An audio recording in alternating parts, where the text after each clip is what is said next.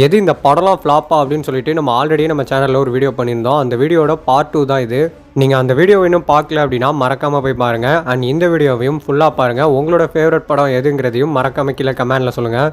இதில் நான் ஃபஸ்ட்டு சொல்ல போகிற படம் நம்ம சூர்யா சாரோட ஆதவன் தான். ஆதவன் எனக்கு ரொம்ப ரொம்ப ஃபேவரட்டான ஒரு படம். இந்த படம் பயங்கர சூப்பராக இருக்கும். குறிப்பாக சூர்யா சாருக்கும் வடிவேல் சாருக்கும் வர காமெடி எல்லாமே வந்து பார்த்திங்கன்னா தாறுமாறாக இருக்கும். ஆனால் அப்படி இருந்து இந்த படம் ஏன் ஓடலை அப்படின்னு நான் கேட்கும்போது நிறைய பேர் எனக்கு என்ன சொன்னாங்கன்னா, இந்த படம் வந்து சூர்யா சார் கெரியரில் ஒரு ஓவர் பில்டப் படம் அப்படின்ற மாதிரி சொன்னாங்க. எனக்கு தெரிஞ்ச நிறைய சூர்யா சாரோட ஃபேன்ஸ்கிட்டே நான் கேட்கும்போது நாங்கள்லாம் அயன் மாதிரி இந்த படம் இருக்குன்னு சொல்லிட்டு பயங்கரமாக எக்ஸ்பெக்ட் பண்ணோன்னு சொன்னாங்க. ஆனால் ஆதவன் அந்தளவுக்கு ஒன்றும் டிசப்பாயின்மெண்ட் பண்ணுற அளவுக்குலாம் மொக்க படம்லாம் கிடையாது. சூப்பராக தான் இருக்கும். இருந்தாலும் ஆதவன் அந்த டைமில் ஒரு சில நெகட்டிவ் ரிவ்யூஸை வந்து வாங்குச்சு. இன்றைக்கி வரைக்கும் கலைஞர் டிவியில் ஆதவன் படம் போடும் போதெல்லாம் வந்து பார்த்திங்கன்னா எனக்கு வந்து என்னையே அறியாமல் என் கண் கலங்கிடும். அந்தளவுக்கு வந்து பார்த்திங்கன்னா என் சைல்டுஹுட்லாம் எனக்கு ஞாபகம் வரும். ஏன்னா நான் என் சைல்டுஹுட்டில் அதிகமாக பார்த்த படத்தில் ஆதவனும் ஒன்று. அதுவும் இல்லாமல் இந்த படத்தில் வர டமக்கு டமக்கு சாங்க்கு வந்து நான் ஆனுவல் டேயில் ஸ்கூலில் வந்து பர்ஃபார்ம்லாம் பண்ணேன். அதனால் எனக்கு இன்னும் இந்த படம் வந்து பயங்கர ஃபேவரெட்டு.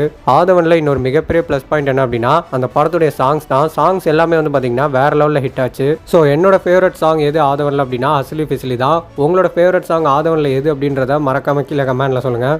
நம்ம அடுத்து இந்த லிஸ்ட்டில் பார்க்க போகிறதும் சூர்யா சாரோட படம் தான். சூர்யா சார் கெரியர்லேயே ஹை எக்ஸ்பெக்டேஷனில் ரிலீஸ் ஆன ஒரு படம்னா அது இந்த படம் தான். அஞ்சான் எனக்கு மட்டும் இல்லை, நிறைய சூர்யா சாரோட ஃபேன்ஸுக்கு இன்றைக்கி வரைக்கும் பயங்கர ஃபேவரட்டான ஒரு படம். இந்த படம் சரியாக பர்ஃபார்ம் பண்ணதுக்கான ரீசன் வந்து பார்த்திங்கன்னா இந்த படத்துடைய டேரக்டர் தான். லிங்குசாமி சார் வந்து போகிற இடம்லாம் இந்த படத்தை வந்து பயங்கரமாக ப்ரொமோட் பண்ணிருந்தாரு. அவர் பயங்கரமாக ப்ரொமோட் பண்ண ஒரு விஷயம் தான் இந்த படத்தை பயங்கரமாக அடியும் வாங்க வச்சுது. அஞ்சான் படம் லைட்டாக பார்க்குறதுக்கு பாஷா படம் மாதிரி இருந்ததுனால இந்த படத்துக்கு ஏன்டா இவ்வளோ பில்டப்னு சொல்லிட்டு நிறைய நெகட்டிவ் ரிவ்யூஸ் அந்த டைமில் வாங்கினாலும் இன்றைக்கி வரைக்கும் பல பேரோட ஃபேவரட் படமாக இருக்குது.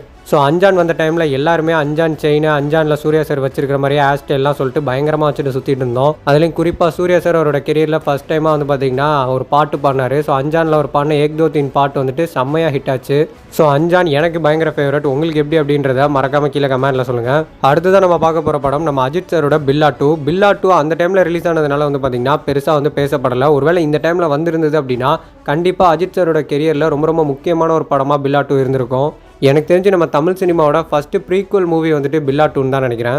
பில்லா 1 எந்த அளவுக்கு ஒரு ஹாலிவுட் பட ஸ்டைலில் எடுத்திருந்தாங்களோ அதே மாதிரி தான் வந்து இந்த படத்தையும் எடுத்திருந்தாங்க. ஆனால் வந்து பார்த்திங்கன்னா பில்லா 1ல் பயங்கர ஹேண்ட்ஸமாக ஒரு அஜித் சாரை வந்துட்டு கிளாஸாக பார்த்தாங்க. ஆனால் பில்லா 2ல் வந்து பார்த்திங்கன்னா அவர் கையிலாம் கட்டிட்டு ஒரு மாதிரி ரக்கடாக இருக்கும்போது வந்து பார்த்திங்கன்னா என்னடா இதுன்ற மாதிரி எல்லாரையுமே யோசிக்க வச்சுது. அந்த டைமில் இந்த படம் வந்து அந்தளவுக்கு யாருக்கும் புரியலை. அஜித் சார் ஃபேன்ஸாலே அந்த படத்தை அக்செப்ட் பண்ணிக்க முடியல. ஆனால் இன்றைக்கி அஜித் சாரோட ஃபேன்ஸுக்கு பில்லா 2 ஒரு பயங்கர ஃபேவரட்டான படம். எப்படி சூர்யா சாரோட ஃபேன்ஸுக்கு அஞ்சான் வந்துட்டு ஒரு செம ஃபேவரட் படமோ அதே மாதிரி அஜித் சாரோட ஃபேன்ஸுக்கு பில்லா 2 செம ஃபேவரட்டான ஒரு படம். அடுத்ததாக பார்க்க போகிறது நம்ம சூப்பர் ஸ்டாரோட கோச்சடையான் தான். கோச்சடையான் பற்றி ஒரு தனி ஸ்பெஷல் வீடியோவே வந்து பார்த்திங்கன்னா நான் பண்ணலான் இருக்கேன். கூடிய சீக்கிரம் வந்து பார்த்திங்கன்னா அதை பண்ணிவிடுவேன். கோச்சடையான் ரொம்ப ரொம்ப ஒரு அண்டர் ரேட்டடான ஒரு படம். இன்றைக்கி நல்ல பாகுபலி மாதிரி ஒரு படம் வந்து எடுக்க முடியல. ஒரு ஹிஸ்டாரிக் ஃபிலிம்னா இப்போ பாகுபலி தான் அப்படின்ற லெவலில் வந்து பார்த்திங்கன்னா பாகுபலி இருந்துட்டு இருக்கு. ஆனால் அந்த டைம்லேயே வந்து பார்த்திங்கன்னா கோச்சடையானா அவங்க நல்லா தான் எடுத்திருப்பாங்க. அனிமேஷனாக பண்ணது ஓகே, அது ஒரு நல்ல அட்டெம்ப்ட் தான். ஆனால் அதை அவங்க சரியாக பண்ணியிருக்கணும். ஆனால் அதை சரியாக பண்ணலை. அந்த படத்தை மட்டும் அவங்க ரியலிஸ்டிக்காக எடுத்திருந்தாங்க அப்படின்னா இன்றைக்கி பாகுபலிலாம் வந்துட்டு ஒரு படமே கிடையாது. ஒரு படத்தை நான் புகழணும் அப்படின்றதுக்காக இன்னொரு படத்தை தாழ்த்திலாம் பேச வரல. பாகுபலி அளவுக்கு கோச்சடையானும் வந்து பார்த்திங்கன்னா ஸ்டோரி வைஸ் ரொம்ப ரொம்ப ஸ்ட்ராங்கான ஒரு படம் தான். முதல்ல கோச்சடையானில் ஏஆர் ரஹ்மான் சாரோட சாங்ஸ் அண்ட் பிஜிஎஸ்கே வந்து பார்த்திங்கன்னா தனி ஃபேன் பேஸே இருக்குது. அந்த படத்தில் வந்து பார்த்திங்கன்னா எல்லாமே ப்ளஸ் தான். ரஜினி சாரோட டயலாக்ஸ்லாம் வந்து பார்த்திங்கன்னா சூப்பராக எழுதியிருப்பாங்க. டயலாக்ஸ் மட்டும் இல்லை, அந்த படத்தோட ஃபைட் சீக்வன்ஸ்லாம் வந்து பார்த்திங்கன்னா செம்மையாக இருக்கும். குறிப்பாக நம்ம சூப்பர் ஸ்டார் வந்துட்டு இந்த ஹைனாவோட சண்டை போடுவார். இன்றைக்கி நம்ம தளபதி வந்துட்டு லியோவில் ஒரு ஹைனாவோட தான் சண்டை போட்டார். ஆனால் கோச்சடையானில் வந்துட்டு நம்ம ரஜினி சார் வந்துட்டு ஒரு 4-5 ஹைனாவோட சண்டை போட்டிருப்பாரு.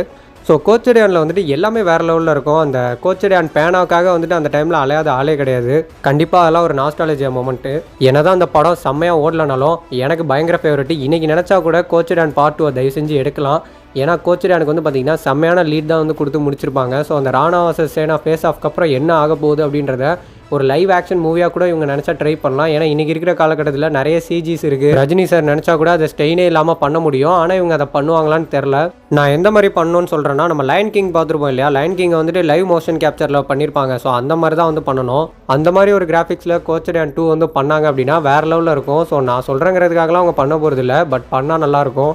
நீங்கள் என்ன நினைக்கிறீங்க? கோச்சடையான் 2 ராணா வர்சஸ் சேனா கிளாஷ் வந்தால் எப்படி இருக்கும்? என்னை பொறுத்த வரைக்கும் வேறு லெவலில் இருக்கும். உங்களுக்கு எப்படி இருக்கும் அப்படின்றத கமெண்டில் சொல்லுங்கள். ஓகே, இதோட வந்து இந்த வீடியோ போதும்னு நினைக்கிறேன். ஏன்னா இந்த மாதிரி படம்லாம் சொல்லணும்னா நிறைய படம் இருக்குது, சொல்லிகிட்டே போகலாம். நான் அதை தொடர்ந்து சொல்கிறதுங்கிறது ஒரு பக்கம் இருந்தாலும் நீங்கள் அதை பொறுமையாக கேட்கணும். அதை பொறுமையாக கேட்பீங்களாங்கிறது எனக்கு தெரில. கண்டிப்பாக இந்த வீடியோ உங்களுக்கு பிடிச்சிருக்குன்னு நினைக்கிறேன். நான் சொன்ன படங்கள்லாம் கண்டிப்பாக உங்களுக்கு ஃபேவரட்டாக தான் இருக்கும்னு நினைக்கிறேன்.